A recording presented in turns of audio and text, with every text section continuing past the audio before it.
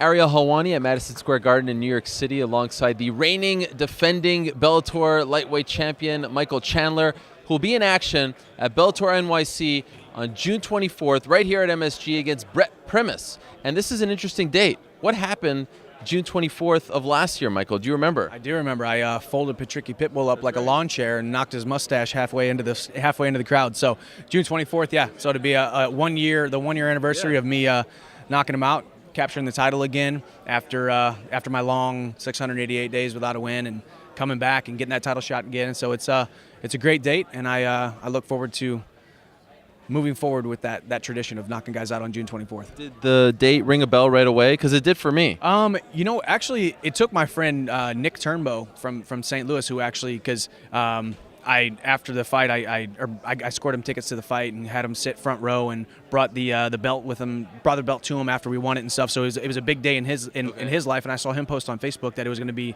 1 year to the date, and I was like, wow, it actually is exactly 1 year. So the date didn't actually ring a bell until he said something. So.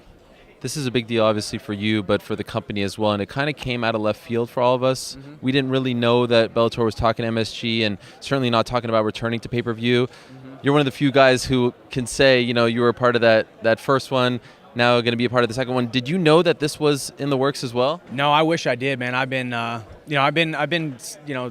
trying to be as patient as possible. I want to fight. I want to fight the best guys I possibly can. Talking about moving up weight classes, talking about, begging these guys to keep continuing to sign guys, and they are. So it's great, and it's working out well. And Scott, has to pull back the reins on me a little bit and say, hey, man, just trust me. There's something big coming. Trust me, there's something big coming. So, I do have that kind of faith in my promoter and in my promotion that they're doing some big things. And they are, here we are in the middle of Madison Square Garden promoting a huge pay-per-view fight with some huge names on it and some very exciting fights. So, big things are happening. It's a great time to be in the position that I'm in.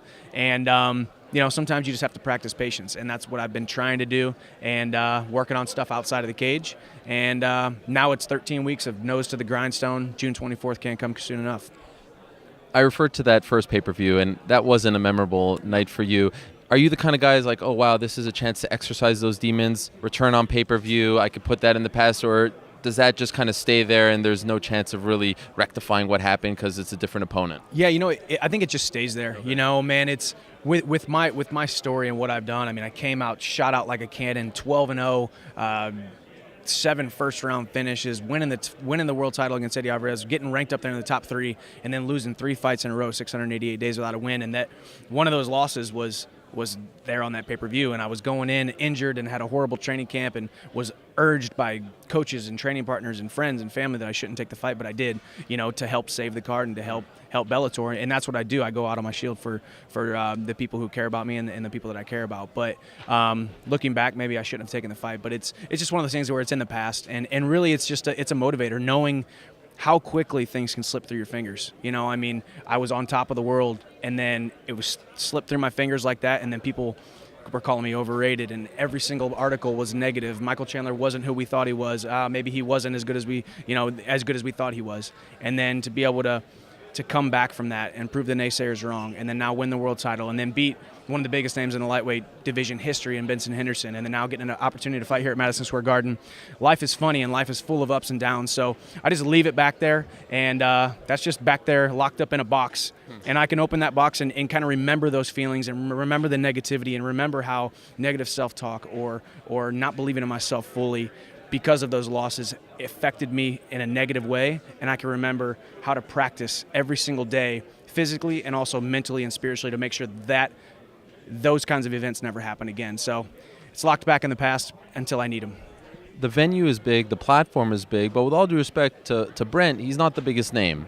And I know a lot of fans were like, who's Brent Primus? He hasn't fought in a year, and I know that wasn't necessarily his fault. He was supposed to fight in February, opponent got injured, but he just hasn't been active, hasn't been really pushed on the main card. Yeah. Did you know much about him? And regardless, what was your reaction when you found out that he would be your next opponent? One thing Bellator does a good job of is signing young guys and getting them good fights and building them. And I knew Brent Primus was a guy I was going to fight eventually. Did I think I would be fighting him here at Madison Square Garden, defending the belt against him? No. I think it's definitely a little bit of an interesting matchup for this big of a card. Yeah. But I knew I was going to fight him eventually. I was honestly hoping some kind of super fight was going to materialize. I was asking for Michael Page, asking for Paul Daly, the Rory McDonald. Obviously, those guys are fighting. You got Lorenz Larkin and all these guys. You got Dylan Dennis, who just came over talking all kinds of trash. The guy's a nerd, but it's one of those things where I'm excited to go out there and compete no matter who it is. And Brent Primus is exactly where I was 5 years ago when I came in like a thief in the night and finished Eddie Alvarez and took his title. So in this sport, when it's a game of inches and it's such a violent, turbulent sport where anything can happen inside that cage, you have to be ready. Brent Primus can beat me just as easy as anybody else in the entire world because it's a fight, and that's what it is, and you have to embrace the uncertainty. So no matter who it is, it's Madison Square Garden, June 24th, and I'm excited to go out there and compete. I would be remiss if I don't ask you about Dylan Dennis. You did retweet his answer to me yesterday on my show. He said that he's the highest paid fighter in Bellator, and you took exception. You don't think that he is telling the truth? No, absolutely not. And the Conor McGregor shtick is old. Gallagher's trying to do it, and there's only one Conor, man. And give the guy credit where credit is due. Dylan, I liken him bumbling like Chael was talking about Vanderlei bumbling. He just can't talk, so he doesn't have a mouthpiece on him, so he needs to stick to his lane, and he needs to go out there and hopefully win fights in MMA. He hasn't proven himself yet, but good for him. Good for Bellator for picking him up. We're pretty much the same weight, so when he does prove himself that he actually might be a legitimate fighter, let's do it. But until then, take his little paychecks and keep them in his back pocket and don't act like they're bigger than they actually are. So. Fair enough. Where do you fall in the whole Black Zillions thing? Are you right in the middle? Okay. How does that affect you? Man, I tell you what, man. I have made my living off of spending the right amount of time and surrounding myself with the right people. And down there in Florida, I might not be training all the time with the Black Zillions or all the time with Henry Hoof's gym, but I'm making my camp around Neil Melanson, Henry Hoof striking, Neil Melance's grappling, the team at the Black Zillions and the team up at the Combat Club. It's an interesting, turbulent time. You're going to both. I am, yes. Are you the only guy who does that? Kind of. It's an interesting. How's that met? I don't know. You haven't done it yet. Well, I've been down there. Okay.